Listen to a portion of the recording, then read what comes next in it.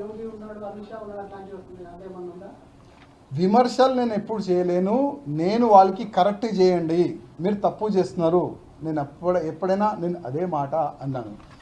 కేంద్ర అధికారులు, కేంద్రంలో ఉన్న పెద్దలు, యోగి ఆదిత్యనాథ్ గారు, వాళ్ళందరి ఆశీర్వాదం గతంలో కూడా ఉండే, ఇవాళ కూడా నా పైన ఉంటుంది.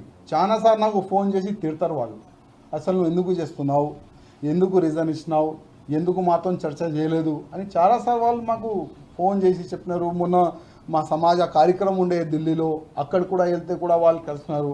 మా సమాజం ఇద్దరు కేంద్ర మంత్రులు ఉన్నారు, చాలా వరకు ఎమ్మెల్యేస్ ఉన్నారు, ఎంపీలు ఉన్నారు, వాళ్ళు కూడా నాకు అడిగినారు. నేను చెప్పిన బాధ ఉండే, 3 సార్లు ఎమ్మెల్యే గెలిచిన తర్వాత కూడా నాకు మర్యాద దొరకాలి, అది దొరకలేదు.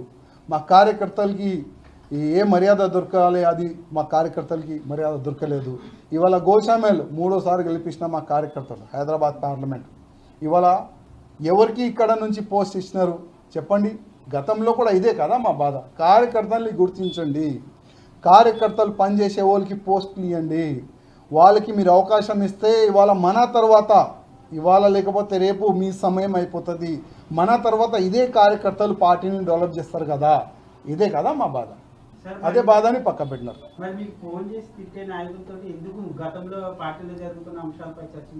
చాలాసారి ప్రతి ఒక్క వేదిక పైన, ప్రతి ఒక్క మీటింగ్లో నేను గతంలో అమిత్ షా సార్ కూడా డైరెక్ట్ చెప్పిన, నల్గొండలో, సార్ ఈ వీళ్ళు ఇట్లా వేలు చూపెట్టి చెప్పిన, సార్ వీళ్ళు గ్రూపిజం వల్ల పార్టీ సర్వనాశనం అవుతుంది సార్, ఫస్ట్ వీళ్ళు గ్రూపిజంని ఖతం చేయండి, అప్పుడే మనం గవర్నమెంట్లో వస్తామని డైరెక్ట్ ఫేస్ టు ఫేస్ చెప్పే దమ్ముంది, చెప్పినాం కూడా. ఇప్పుడు ఒక బండి ఉంటుంది, బండి వెనుక కింద సామాన్ ఉంటుంది, ఆ సామాన్ తీయలేము, తీస్తే బండి పడిపోతుంది.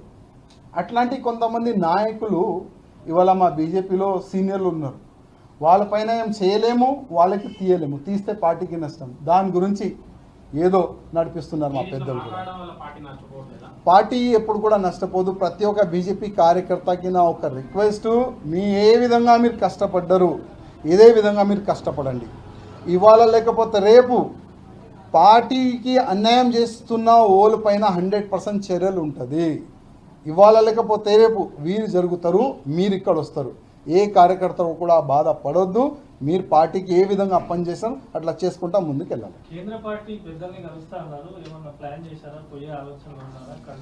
అది మంచి సమయం ఇంకా రాలేదనుకుంటున్నా, కానీ ఇవాళ లేకపోతే రేపు సమయం వచ్చిన తర్వాత కలుద్దాం. పిలుపు వస్తే ఐఎమ్ రెడీ, పిలుపుకి రెడీ ఉన్నా, కానీ కలిసే ముందు నా బాధలు చెప్తా, నా పైన జరిగిన అన్యాయం గురించి చెప్తా.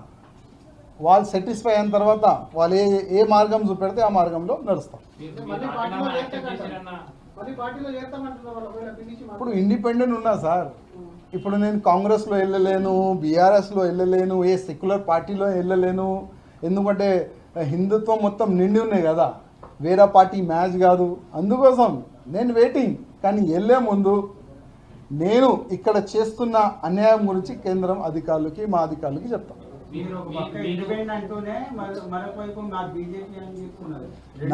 ఇవాళ కూడా నా బీజేపీ, రేపు కూడా నా బీజేపీ ఉంటుంది.